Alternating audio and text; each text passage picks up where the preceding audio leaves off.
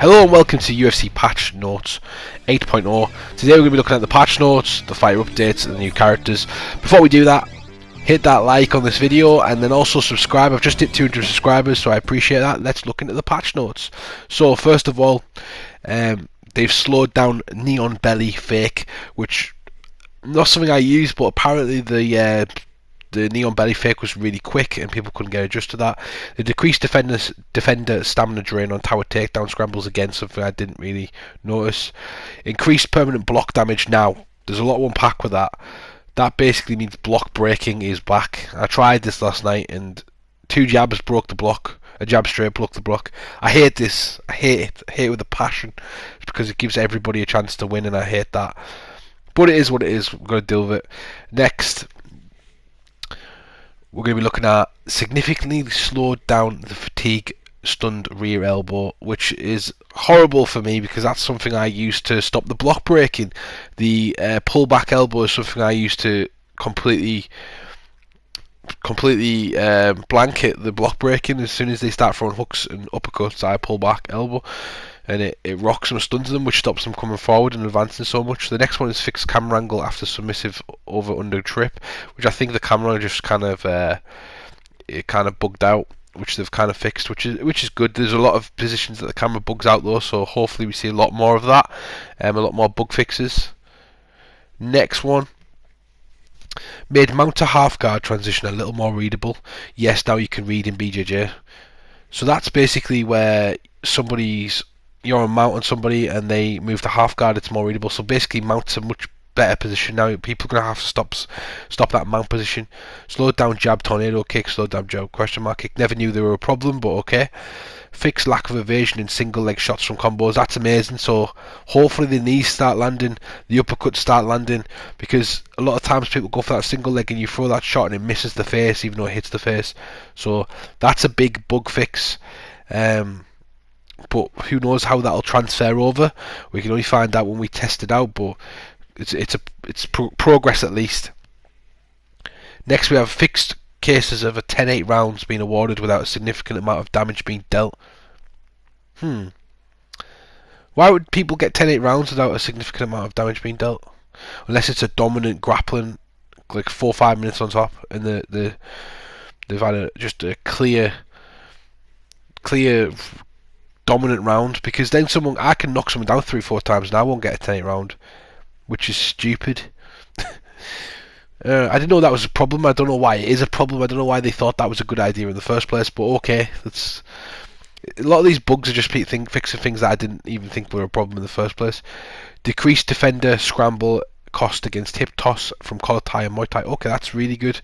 That's basically when someone gets you in the clinch and they throw you. It's called the collar tie, and they throw you. So they throw you with a hip toss. So that's going to decrease defender scramble cost, which I'm guessing they mean by stamina. In that case, fixed issue with the Dominic Cruz special outside lunge. It now has proper evasion window and can actually evade 2 strikes. Awesome. So Dominic Cruz's actual special moves now, which he used by pressing the L1 and the left stick, or the LB and the left stick, is now going to evade 2 strikes instead of 1. So it's good for the Dominic Cruz users, I guess. Fixed issue with knees sometimes being treated as a miss despite visually connecting. We talked about this earlier with the single leg. One of the biggest issue with the knees is people could somehow just negate them and kind of push them out the way, or kind of get out the way of them, even though they catch them clean, or even on the head they'll catch them clean in the head as they go for a takedown, and there's no animation to say they've hurt them or anything like that, and it is so frustrating. It's almost a knockout shot that you've landed, a perfect time knockout shot, and just completely not allowed. No point in even throwing it. So I'm glad to see that back. Glad to see them fixed. Fixed rare issue where body uppercuts could cause head to hit reactions. Fixed rare issue where body uppercuts could cause head to hit reactions. I've had that before, to be fair. You just throw in a body uppercut and then the head starts flashing. Fixed issue where body strikes that redirect the head would deal more damage and bypass the block. I didn't know that. That's horrendous. That's why everybody was throwing them body uppercuts and stuff like that, because they'd get a rock either way. We'll see how that transfers again, because I guarantee the body uppercuts are still OP. And I'm not saying they shouldn't be, because body shots need to be a bit better. Like, the body hooks need to be much better, especially the liver shots, but they're not at the moment. But I guess progress again. Fixed rate issue where fighters could get stuck when striking out the clinch. Oh my days, I've had that so many times. I had a problem where me and Guy were doing Thriller across the cage for 3 or 4 minutes. Actually, I might show you guys that right now. Yo, DJ, put a nigga back to the record, baby, and give me this right now.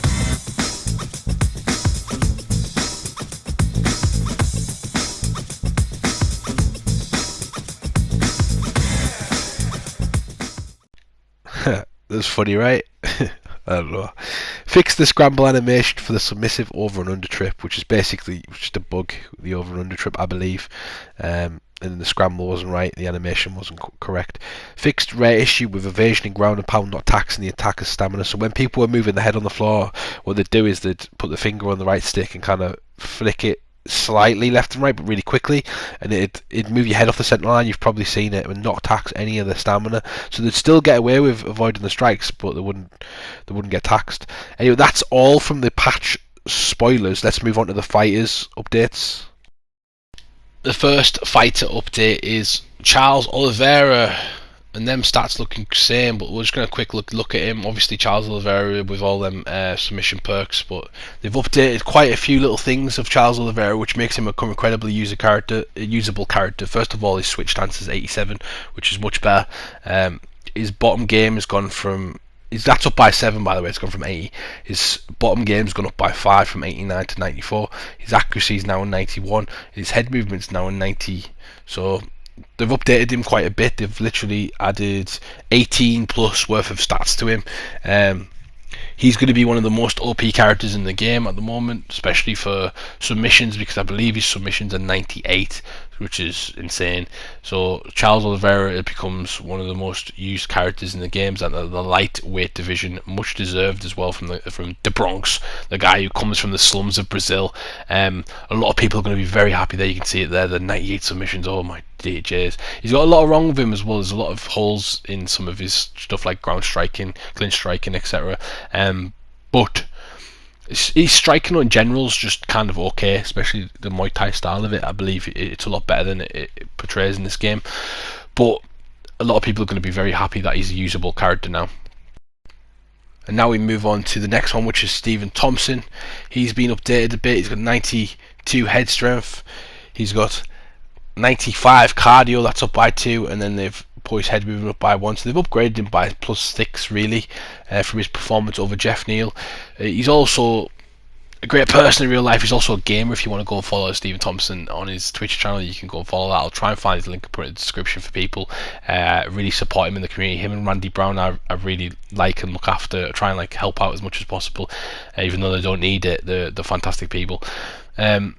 Yeah, Stephen Thompson, some amazing striking stats, absolutely crazy kicking stats, 99 accuracy, 99 footwork, 99 kick speed, etc. But overall, he's still one of them players that's just a striker, and it's difficult to fight, because if you stay on the outside of him, he's fantastic, but a lot of the meta at the moment is that block breaking, so he's very difficult to use.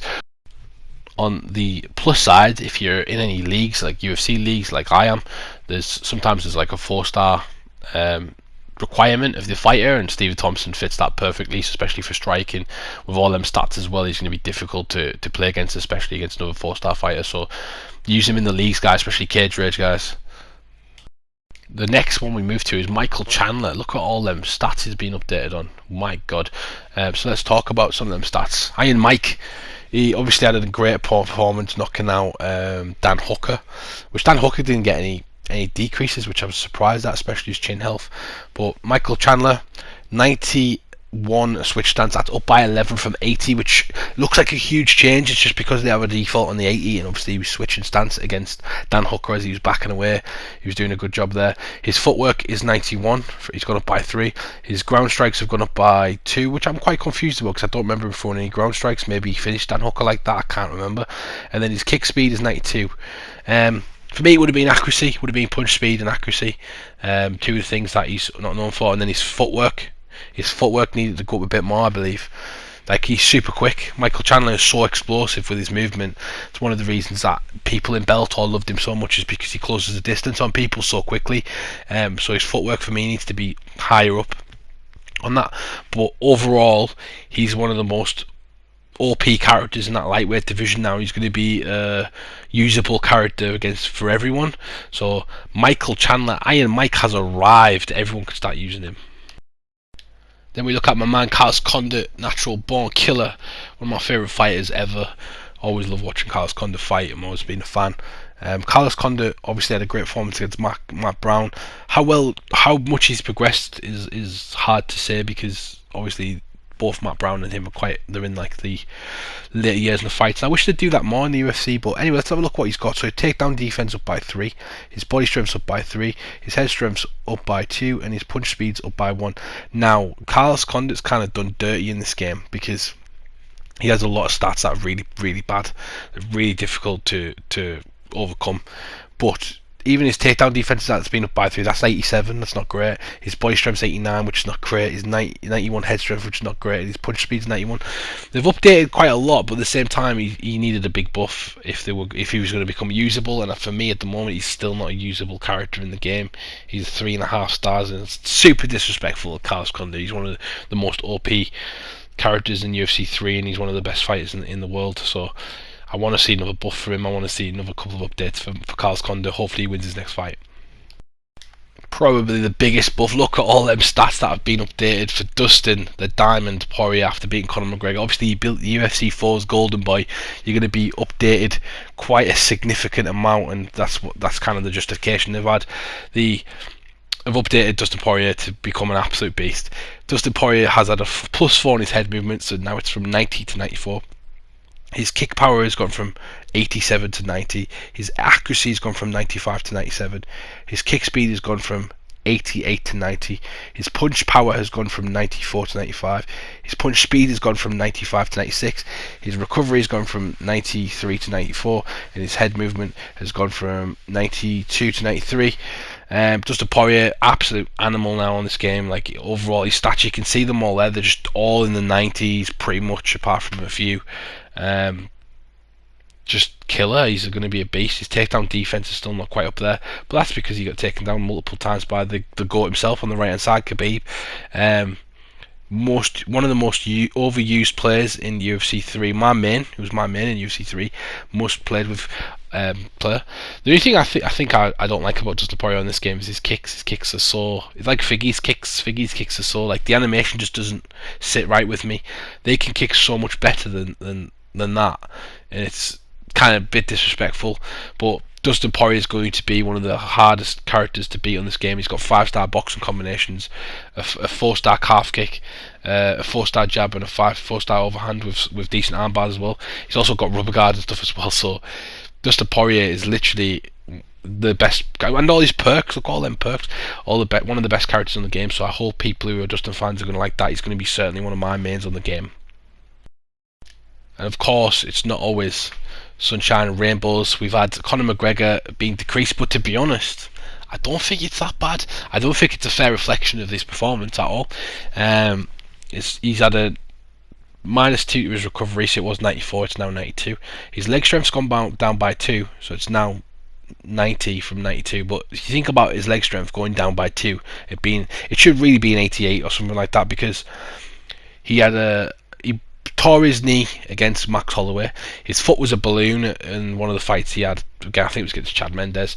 And then he's been leg kicked and calf kicked and finished almost from the calf kicks. I know it was the boxing, but he just stifled his movement and then caught him with the punches against Dustin. So that's 3 instances like where his legs have been completely destroyed, where other fighters not necessarily have the same reflection of that. So I think EA have kind of been a bit nice to him here. Punch speed is 97, so it's gone down from 98, which again, 97 is a really good stat. Head strength is gone from 94 to 93.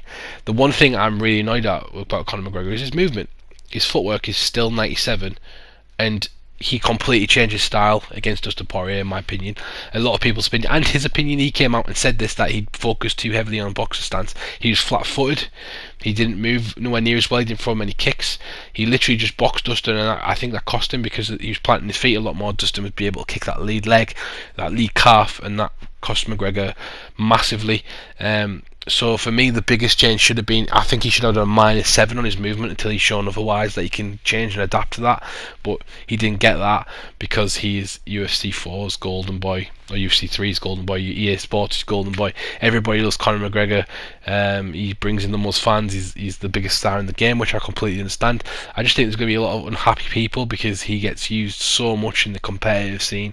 I don't think it's fair that he got some of his stats kind of saved, but yeah, just Conor McGregor's been nerfed anyway, so it is what it is. Then we move on to something really good. Max Holloway got an upgrade to 5 stars. Bless yourself, yes, Max Holloway. Now I'm a bit in two minds about this one because Max Holloway is so OP, but I use him quite a lot. Like, he's one of the most OP characters in the game, but some of the stats and some of the stuff that he's got is ridiculous. His switch stance, his footwork, his head movement, blocking, punch speed. His punch power is 87. It doesn't feel like that. I feel like that's gone down.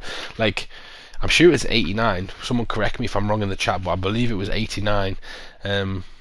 So maybe that haven't changed everything. We've just changed a few things. But I know he's got 5-star boxing combinations, which is, I think he's got 75 different combinations with his boxing in his hands, which is amazing for button bashers, especially with Max Holloway since he's got 99 stamina.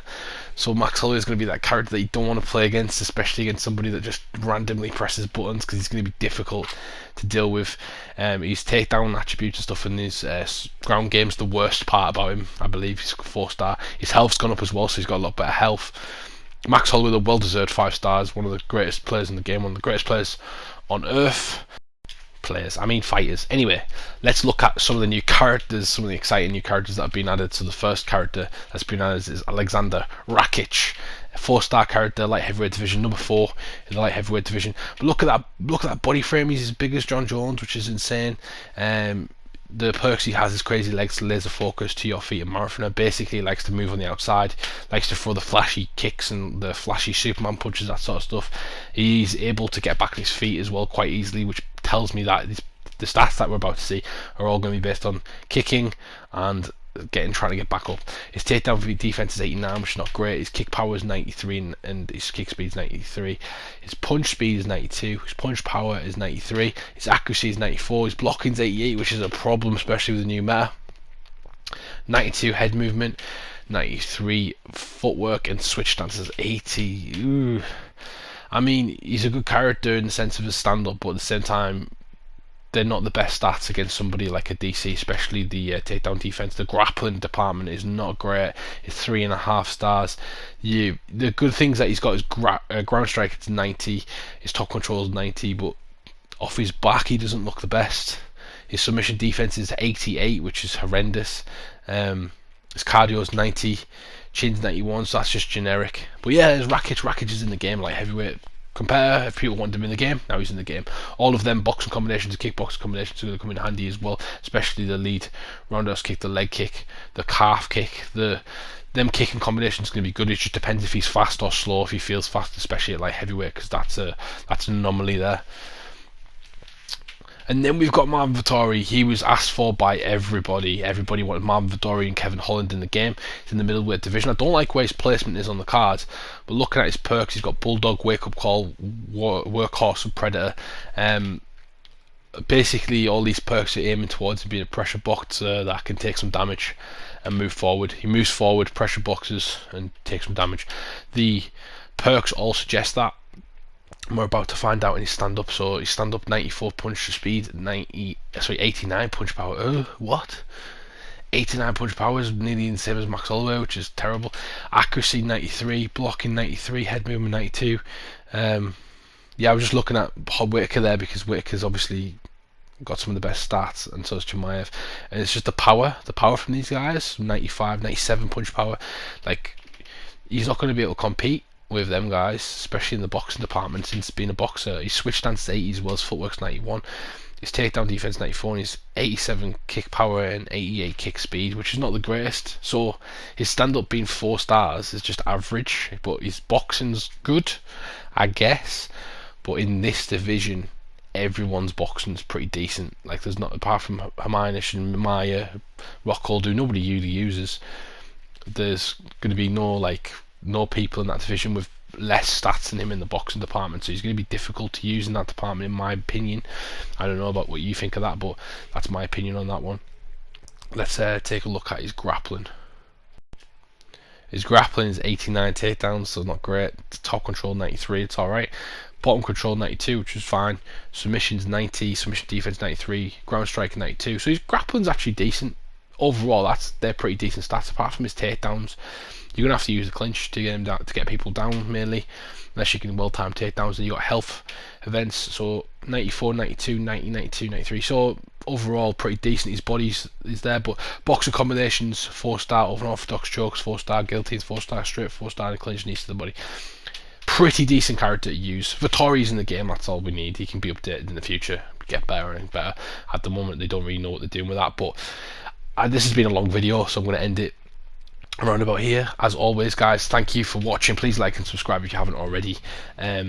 We appreciate every single one of you guys. Bye.